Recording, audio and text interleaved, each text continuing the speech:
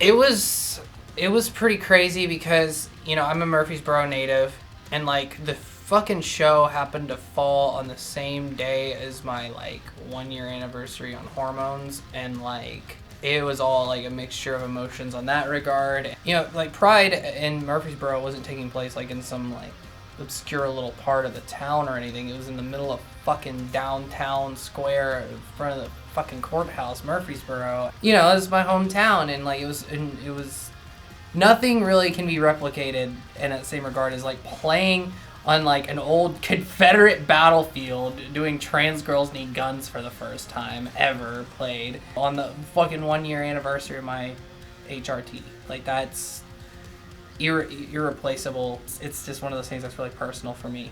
And like, I think we played it like 4 in the afternoon or something like that.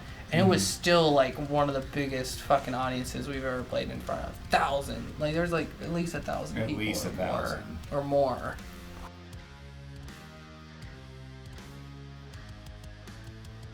Yeah, so like, cause we have a bundle of sticks. It's like the gayest song that we had. You know, we got the gig, and we had known we had that gig for like a year almost. And about 6 months before the show, I was like, okay, so hey, Mr. Promoter guy, we have this song. Can we play it? And he was like, you know, we love the song, but no, you can't because it's a kid-friendly event, so no cussing.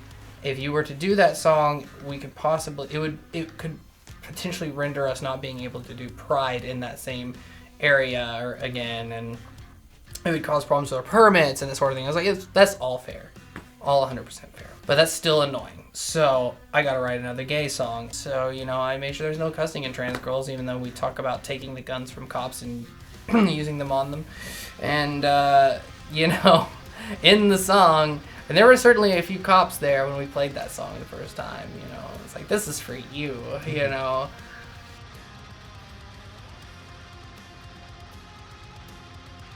A bunch of TERFs in England, like, got the lyrics banned on Facebook as, like, hate speech, evidently. And I was surprised, like, how it just kind of spread around like that. Just because it was just, like, that video of us at Pride. It wasn't, like, we ended up not even recording the song for, like, another few months after that, you know, and because like that was like again the first time we'd ever actually played it. It's not like even arranged the same way. It ended up being like out in the ether, you know. It's pretty wild like that. It just kind of, you know, that kind of message just kind of got taken and ran with, you know. But I do still stick with the fact that like, well, yeah, trans girls need guns, but make sure you know how to use one, and make sure you're not, you know, trying to use one for negative purposes, whether on, you know, people who aren't trying to actively harm you or yourself, you know. So that's kind of my whole disclaimer about that song.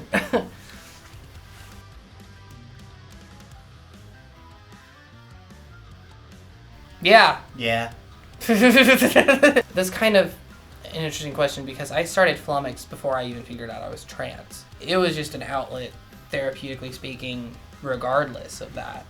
Or at least, you know, I try to make it that kind of space for everybody in the band. So, like, not everybody in the band is queer or whatever, you know, Exhibit A.